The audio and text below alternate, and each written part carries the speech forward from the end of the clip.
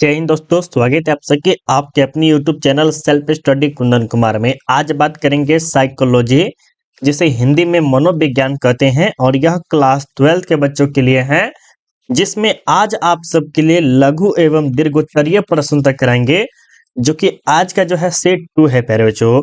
अगर आप सेट 1 से लेके अगर आप 10 तक सेट देख लेते हैं अच्छे से और अपने कॉपी में नोट कर लेते हैं यानी लिख लेते हैं और उसे बार बार अगर आप प्रैक्टिस कीजिएगा, तो आप बोर्ड एग्जाम में 90 या 95% आपको लाने से कोई भी नहीं रोक सकता है, क्योंकि जो भी प्रश्न हम आपको पढ़ाएंगे वो हूबहू आपके बोर्ड एग्जाम में देखने को मिलेगा।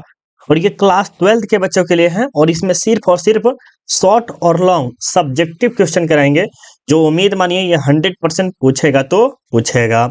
तो चलिए बिना किसी देरी के क्लास को स्टार्ट करते हैं। अगर आपने सेट 1 नहीं देखा है तो प्लीज रिक्वेस्ट है, वीडियो के डिस्क्रिप्शन में लिंक है, वहां से जाके आप सेट 1 को अच्छे से देख लीजिए।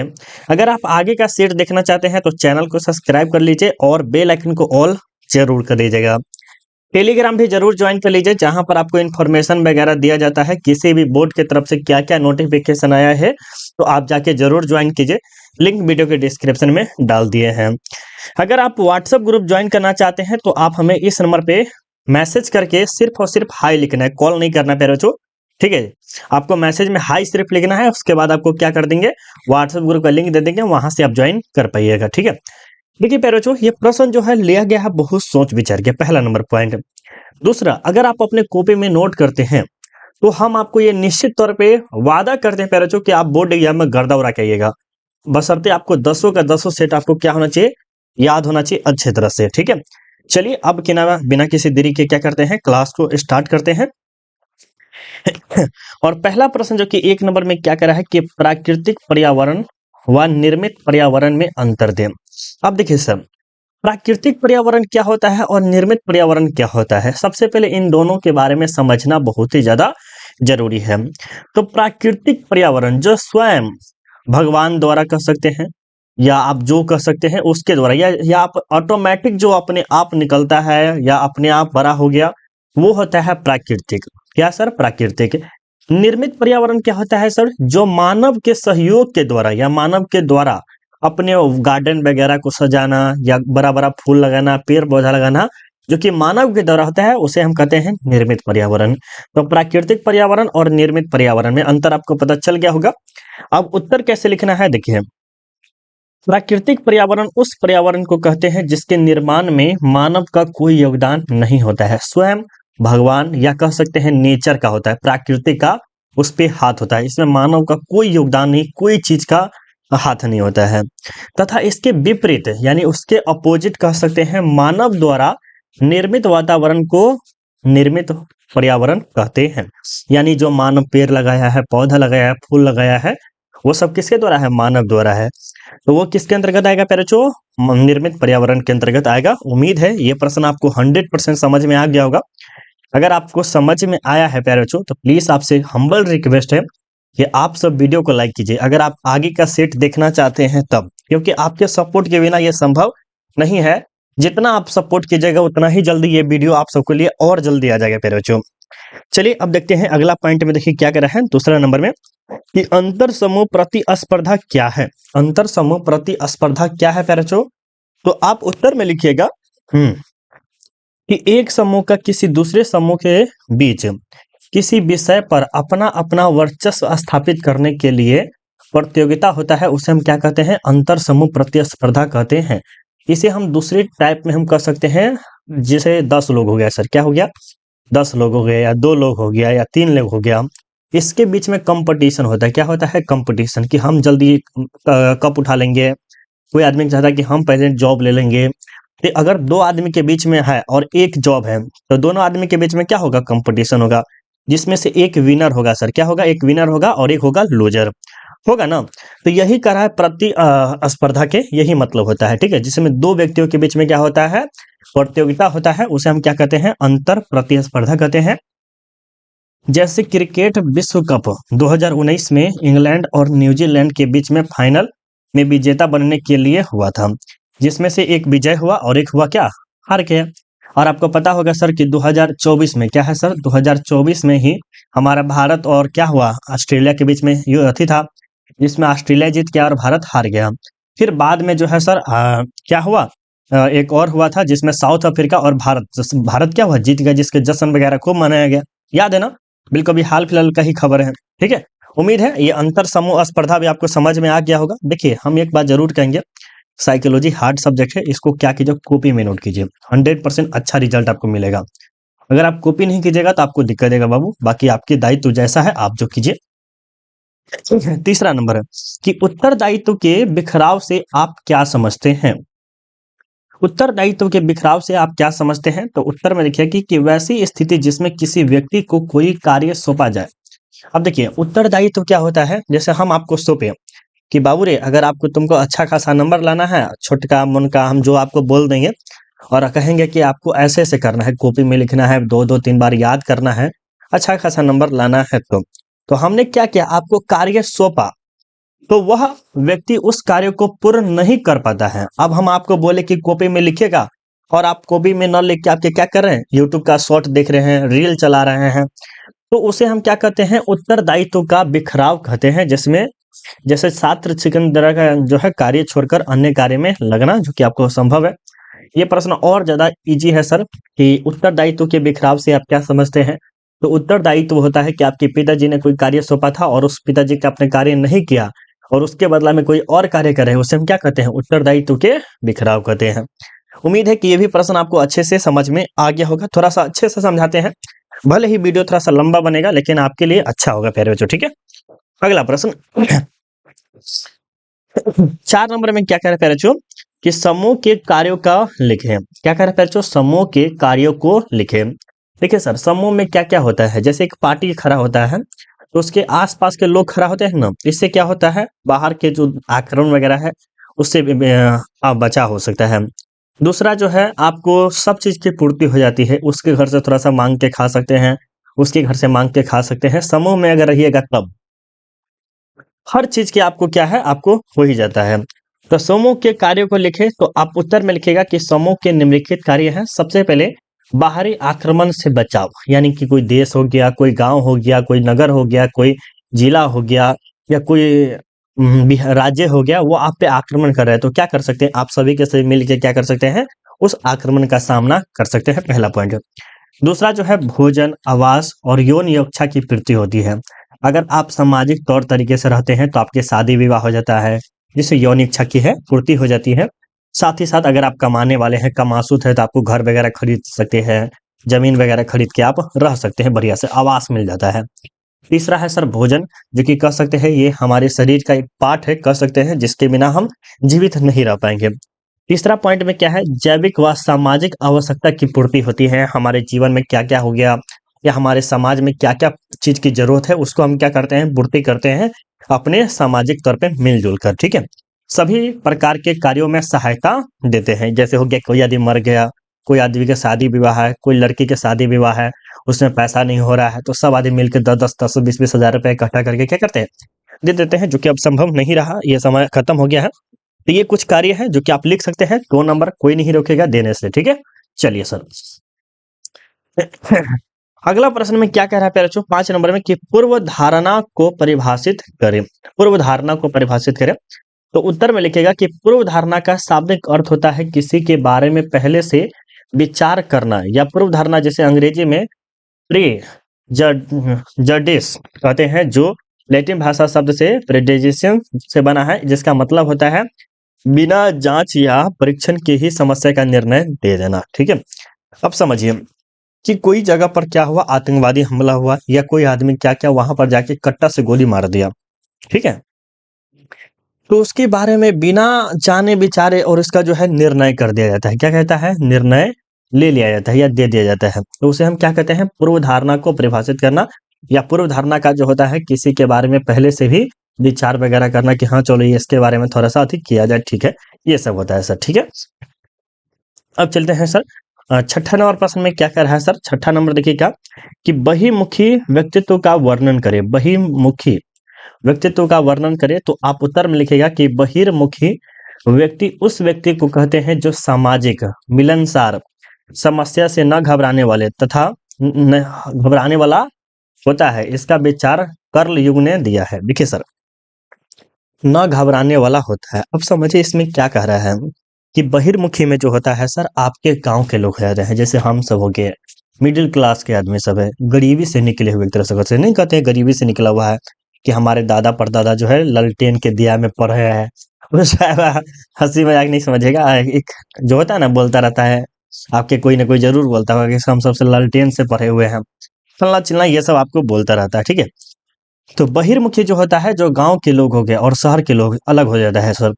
गांव के लोग में क्या होता है, सामाजिक एकता होता है। अगर कोई व्यक्ति पे आंख मारपीट किया तो समाज के सभी व्यक्ति मिलकर निर्णय करते हैं। दूसरा, मिलनसार, सभी के बीच में जो है अच्छा खासा संबंध होता है। समस्या से न घबराने वाले होते हैं। गांव के लोग जितने भी व्यक्ति होते हैं, अगर कोई व्यक्ति पर बिना अवैध रूप से यानी कि कुछ किया नहीं है और उसको मार पीट के चला गया है, तो सारे के सारे गांव मिलकर क्या कहते हैं, उसको पीटते हैं, अवैध रूप से उसको दंडित कर दिया जाता है। और इसका जो विचार दिए हैं वो कार्ल युग ने दिया है, जो कि अच्छे से आप याद रख सकते हैं। ये जरूरी है, वीवीआई पॉइंट है प्यारे बच्चों, जरूर आप अच्छे से याद रखिएगा।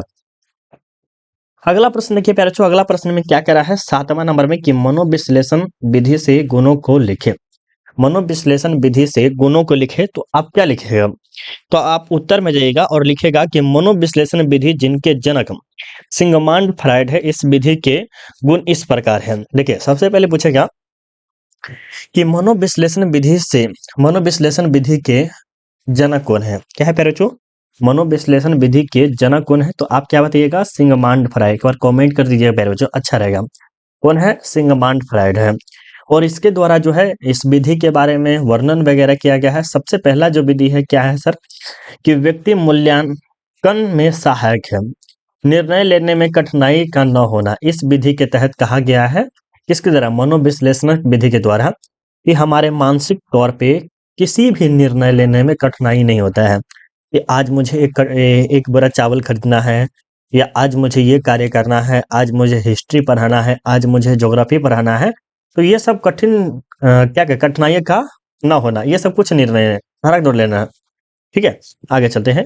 विभिन्न रोगों का शीघ्र उपचार करना, यानी कि कोई बीमारी वगैरह हो गया, टाइफाइड हो गया, कोई अलग अलग बीमारी हो जाता है, उसको क्या कहते हैं, जल्दी ही शीघ्र ही उपचार किया जाता है। व्यक्ति की कौशल पहचानने में सहायक होता है। व्यक्ति की कौशल यानी कि इसका जो है मानसिक रूप से वो कैसा है, पढ़ने में तेज है कि नहीं है, उसको पहचानने में जो होता है क्या होता है सर, सहायक होता है, ठीक है। उम्मीद है ये भी प्रश्न आपको अच्छे से समझ में आ गया होगा। बार बार रिपीट करेंगे प्यारे बच्चों की कॉपी में लिखे, कॉपी में नहीं लिखेगा आपका अच्छा खासा नंबर नहीं आएगा, ये हम लिख के देते हैं। चाहे आप कितना दादा बादादा कहिएगा तभी भी नहीं आएगा, जब तक आपको लिखनिएगा नहीं तब तक। और मात्र लिखने में आपको 1 घंटा लगेगा, और 1 घंटा अगर देख के देखिए, आप साइकोलॉजी में फारो नंबर ला सकते हैं, सब्जेक्टिव में ज्यादा खासकर, ठीक है। 8 नंबर में क्या है कि मानव व्यवहार पर जल प्रदूषण प्रभाव लिखिए। देखिए मानव व्यवहार पर जल प्रदूषण का क्या प्रभाव है उसके बारे में लिखना है। तो उत्तर में लिखेगा कि प्रदूषित जल मानव स्वास्थ्य के लिए बड़ी खतरनाक है, या घातक है, या कारक हो सकता है, खतरनाक साबित हो सकता है। सही बात है। देखिए सर, हमारा जल जो है यानी पानी हम कह सकते हैं प्यारे बच्चों, ये मानव के स्वास्थ्य के लिए अगर गंदा है, बेकार है, और पानी को हम बार बार पीते हैं तो पीलिया हैजा ये सब तो बीमारी होता ही होता है। ये क्या है, बड़ा ही खतरनाक हो सकता है सर, क्या है, बड़ा ही खतरनाक कारक हो सकता है, क्योंकि यह कई बीमारियों का कारण है, जैसे हैजा हो गया, पीलिया हो गया, टाइफाइड हो गया, पेचिस हो गया, अतिसार हो गया, ये सब बीमारी का जैसे रोग का कारण हो सकती है अगर जल प्रदूषण है तब। खैर ये प्रश्न आप अच्छे से याद रखिएगा तो अच्छा रहेगा आपके लिए। हम आपको बार बार सजेस्ट यही करेंगे कि 1-2 बार और ज्यादा अच्छे से आप सब पढ़िए, अच्छा रहेगा सर, ठीक है। चलिए, एक ये भी समझ में आ गया कि जल अगर खराब है तो कैसे आप मानव के ऊपर घातक हो सकता है, इन सब के बारे में हम बता दिए हैं। 9वां नंबर में क्या है कि प्रतिभाशाली बच्चों की पहचान इस प्रकार है, कि प्रतिभाशाली जो बच्चा पढ़ने लिखने में एकदम तेज रहता है तो उसकी पहचान क्या होती है प्यारे बच्चों, तो उसकी पहचान की सबसे पहला जो विशेषता है, प्रतिभाशाली बच्चों की पहचान निम्नलिखित है। सबसे पहला जो पॉइंट है सर, ये किसी विषय को जल्दी सीख लेते हैं, यानी अगर हिस्ट्री हो गया, ज्योग्राफी हो गया, पॉलिटी हो गया, ये बच्चे क्या होता है, अगर तेज होगा, क्या होगा, तेज होगा, तो वो जो है ना 90% जल्दी सीख लेगा, 10% जो उसको रिकॉल करना पड़ता है पर जल्दी से लेते हैं। सर्जनशीलता होती है, सोचने वगैरह की शक्ति, सब चीज में जो है एडवांस होता है। ये सामाजिक होते हैं, गांव घर में मिलजुल के रहते हैं। इनके अनेकों मित्र होते हैं। अब देखिए, जो पढ़ा लिखा रहता है ना, उसके अनेक मित्र होते ही होते हैं। स्कूल लाइफ में दो गो का ज्यादा मित्र होता है। एक टॉपर, किसका सर? टॉपर। और एक है बैक बेंचर। बैक बेंचर का यानी कि जो कह सकते हैं पढ़ने निकले में बकलोल हो, एकदम साफे, और गुंडागर्दी में नंबर 1 हो। तो टॉपर पढ़ाई में और बैक बेंचर मारपीट में, इसीलिए फेमस रहता है। हमारे सबके लिए क्या था प्यारे बच्चों, हम 3 से 4 आदमी थे ग्रुप में, दोस्त हमारा, और जो टॉपर रहता था ना उसको भी धो देते थे कभी कभी। ऐसा हो जाता था माहौल, कहता ना कि माहौल बदले वाला बा, उस टाइप से हो जाता था। ठीक है, खैर ऐसा आप संभव ही नहीं है। 10 नंबर देखिए क्या करें कि सामूहिक अचेतन क्या है सर? सामूहिक अचेतन क्या है? तो उत्तर में लिखिएगा कि सामूहिक अचेतन कार्ल युग द्वारा प्रतिपादित एक एवं संप्रत्यय है जिसका संबंध आदि रूप से है। क्या है? आदि रूप से है। यह व्यक्ति का वह गुण है जिसमें व्यक्ति अपने पूर्वज से जो परंपरा सीखता है बिना तर्क किए दोहराता रहता है, जैसे सूर्य को देवता मानकर जल देना, पत्थर रूपी देवता को दूध व तेल तथा प्रसाद पैसा चढ़ाना। अब क्या कहा जा रहा है? सामूहिक अचेतना। सामूहिक अचेतना में क्या होता है? विश्वास, सामूहिक विश्वास। ये आप लिख सकते हैं, सामूहिक अचेतना रहे तो भी चलेगा, या सामूहिक विश्वास रहेगा तभी भी आप क्या कर सकते हैं, ये उत्तर लिखिएगा तो आपको 2 नंबर मिल जाएगा।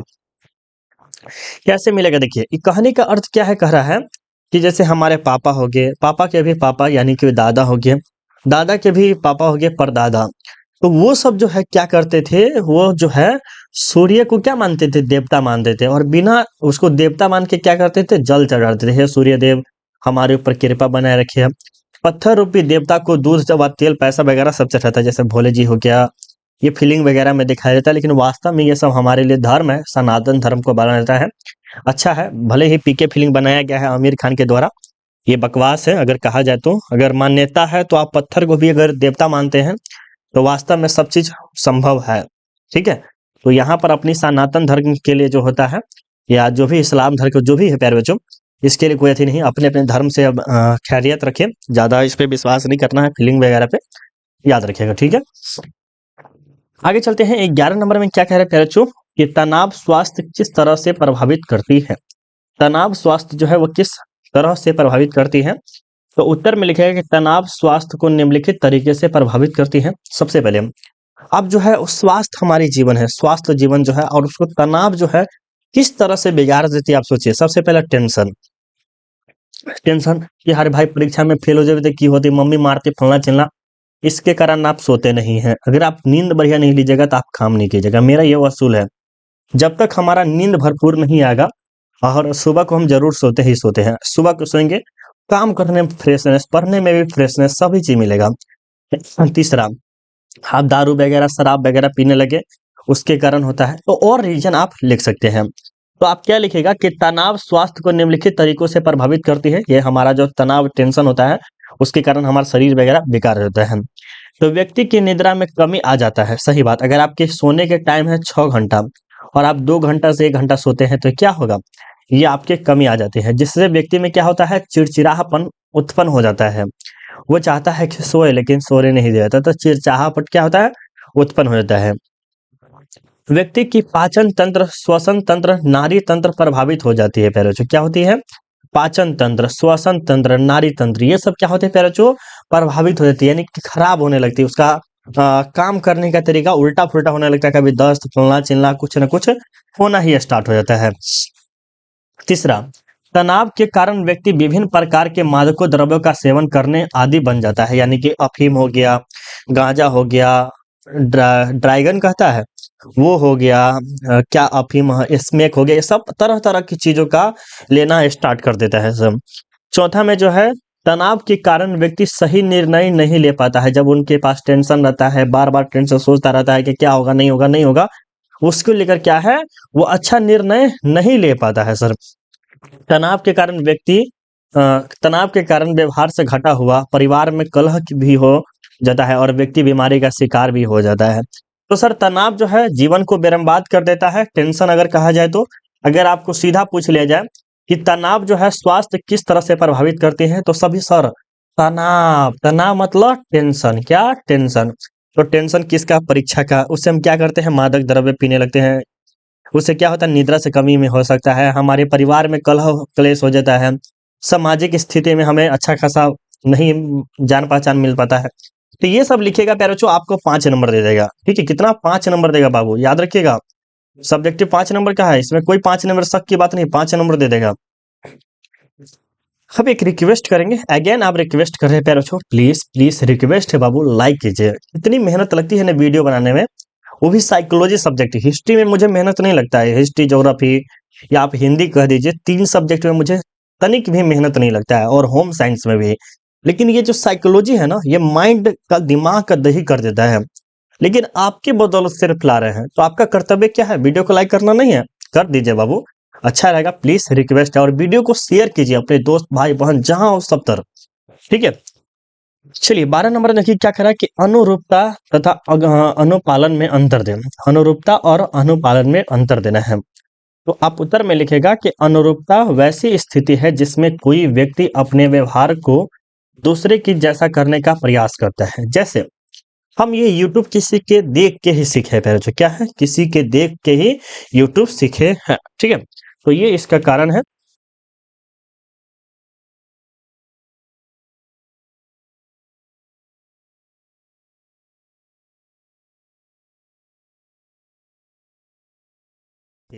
तो ये हमारी शिद्दत मन अलग था, और किसी का मन होता है कि ओकरे जैसा बनना है, जैसा वो कर रहा है वैसा ही करना है। तो अनुरूपता वो वैसी स्थिति है जिसमें कोई व्यक्ति अपने व्यवहार को दूसरे के जैसा करने का प्रयास करता है, दूसरे के जैसा। यानी वो, हाँ, वो गंदा है तो गंदा होना है, वो खराब है तो खराब होना है, वो अच्छा है तो अच्छा बनना है। तो वो हम सोच लेते हैं, जिसे वह अपना आदेश मानता है। आदेश मतलब कि उसका अति है। जबकि अनुपालन या आज्ञा पालन वह स्थिति है जिसमें व्यक्ति अपने बड़ों के आदेश का पालन करते हैं और उनके आदेशों के अनुसार ही कोई कार्य करता है।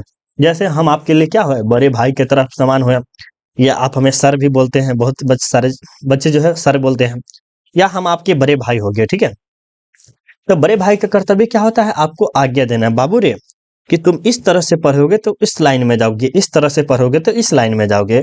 और हमारे ऊपर क्या था, हमारे माँ बाप कोई नहीं पढ़े हुआ है, और हमको बताया नहीं कि हाँ क्लास 12 के बाद ये कर लेना, ग्रेजुएशन के बाद ये करना। अब हमारे माइंड में खुद हम अपने माइंड से, यानी कि अलग अलग सर से बात करके, यानी कि जो हमारे कांटेक्ट में है, जो हमसे पीडीएफ लेते हैं, जो हमारे टीचर जो है जुड़े हुए हमारे साथ हैं, उन सब से बात करते हैं कि सर क्या क्या करना चाहिए, जो जॉब लग गया है उनसे बात करते हैं।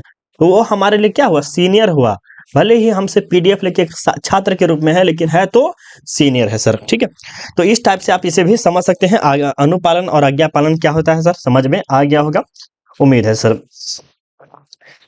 ये भी प्रश्न 100% इंपॉर्टेंट है। खैर बार बार बोलेंगे, प्रश्न तो सब इंपॉर्टेंट ही इंपॉर्टेंट है। 13 नंबर में कि अंतर व्यक्तित्व संचार क्या है, और अंतर व्यक्तित्व संचार में अंतर स्पष्ट करें। क्या है, तो आप उत्तर में लिखिए, जब व्यक्ति अपने आप से बात करता है या अपनी योग्यता का अपने आप से संचार करता है, तो उसे हम क्या कहते हैं, अंतरा व्यक्तित्व संचार कहते हैं। जैसे योर सेल्फ, क्या कहता है सर, योर सेल्फ, या सेल्फ रिस्पेक्ट कहते हैं ना, सेल्फ रिस्पेक्ट, तो उसे कह सकते हैं सेल्फ कॉन्वर्सेशन, यानी कि खुद से वार्तालाप करना।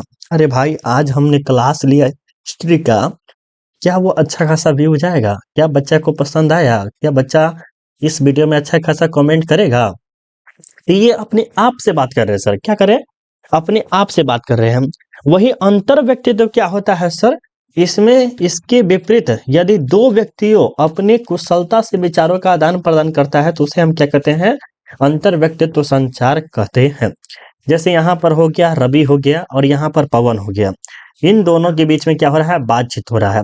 और इन दोनों के बीच में क्या बात हो रहा है, कुशलता का, कि तुम कैसे हो, ठीक हो ना, तुम्हारी पढ़ाई कैसे चल रही है, तुम इसके बारे में आंसर दो, इसके बारे में आंसर दो। तो ये किसके चला है, अंतर व्यक्तित्व के बारे में क्या कर रहा है, पता चल रहा है। ठीक है, खैर पता चल गया होगा ये भी प्रश्न। लग रहा है सबसे बड़ा वीडियो यही होगा, बट कोई दिक्कत नहीं, अच्छा से हम समझा रहे हैं, वही बड़ी बात है। 14 नंबर में क्या है कि मनोग्रस्ती से आप क्या समझते हैं, तो आप उत्तर में लिखिएगा कि मनोग्रस्ती एक मानसिक विकार है सर। क्या है, मेंटल डिजीज है, यानी बीमारी है सर, जिसमें कोई नकारात्मक तथ्य व्यक्ति के मन में इस तरह से घेर लेता है सर, घेर कर जाता है कि वह उसे बार बार प्रयास के बाद भी निकलने में असमर्थ रहता है। इस कारण व्यक्ति में हीनता की भावना आ जाती है और कई बार जो है व्यक्ति क्या करता है, आत्महत्या भी कर लेता है। अब समझिए क्या होता है सर मनोग्रस्ती बाध्यता। जैसे आपका एग्जाम है किस चीज का, क्लास 10th का, और क्लास 10th में आपने 450 नंबर लाया और टॉपर बन गए। क्या है सर, टॉपर बन गए। और आपका क्लास 12th में आप फेल हो गए। एक एग्जाम्पल दे रहे बाबू, रियलिटी देखिए समाज का। अगर आप क्लास 10 12th में फेल हो गए, जब आप टॉपर हुए थे ना, तब आपको क्लास 10th का कंपेयर करेगा, अरे चीटिंग करके पास होइल होते पक्का। क्या कहेगा, चीटिंग करके पास होइल होते, ओकरा कुछो ना आबैत रहे तब ना देखी ना 12th में फेल हो गेलै, तब ना आबैत रहे, और वही क्लास में बड़ाई करता होगा वही आदमी, न रे बड़ा अच्छा से पढ़ते रहे तब ना 450 नंबर रहे, बहुत ही अच्छा पढ़ते रहे, और वही 12th में आपका रिजल्ट खराब आएगा, तब इससे 10th से कंपेयर करेगा कि चीटिंग करके पास होइल होते हैं। तो उसे हम क्या कहते हैं, मनोग्रस्ती बाध्यता कहते हैं। और ये हमारे माइंड में आने लगता है कि हम क्लास 10th में 450 नंबर लाए हैं और 12th में मेरा 450 या 400 भी प्लस नंबर नहीं आएगा, तो हम क्या कर लेंगे, सुसाइड वगैरह कर लेंगे। ये हमारी मन में हीनता वगैरह आ जाती है। खैर सिंपल छोटा सा रीजन था, बता ही दिए। अब जो है आपके सामने 15 नंबर प्रश्न में क्या है कि अभिघातज उत्तर दबाव की विकार क्या है। तो उत्तर में लिखिएगा, जब प्राकृतिक आपदा जैसे भूकंप, सुनामी, बाढ़ आदि के कारण जब व्यक्ति का व्यक्तित्व प्रभावित हो जाता है, तो साथ में उसमें चिंतन व तर्क की क्षमता घट जाती है, उसे ही अभिघातज उत्तर दबाव का विकार कहते हैं। यानी व्यक्ति में क्या होता है, चिंतन, सोचने की शक्ति, तर्क यानी बातचीत करने की शक्ति जो है घटने लगता है, यानी धीरे धीरे कम हो जाता है, तो वो जो होता है अभिघातज उत्तर दबाव की ओर चला जाता है सर, ठीक है, जो कि बीमारी ही कह सकते हैं एक तरह से। अब जो है प्यारे बच्चों, आपका जो है सेट आज का करा दिए हैं, सेट 1 और 2 करा दिए प्यारे बच्चों। अब सेट 2 3 जो है जल्दी आ जाएगा, आप सब कमेंट कर दीजिए और वीडियो को लाइक कर दीजिए, और सेट 1 आप अच्छे से जरूर देखिए और सभी को कॉपी में नोट करते हुए रहिए। चलिए अब क्या करिए, कॉपी में नोट करते हुए चलिए, थोड़ा सा लेट लगेगा, कॉपी में नोट करते चलिए, आप हमारे ऊपर विश्वास करके चलिए, आप बोर्ड एग्जाम में गर्दा उड़ा के नंबर लाइएगा, साइकोलॉजी में जितना आप सोचे नहीं उससे अच्छा खासा नंबर जरूर आएगा, ठीक है। चलिए खैर क्लास को बंद करते हैं, मिलते हैं अगले वीडियो में, अभी के लिए बाय बाय, जय हिंद जय भारत। कैसा लगा कमेंट करके जरूर बताइएगा।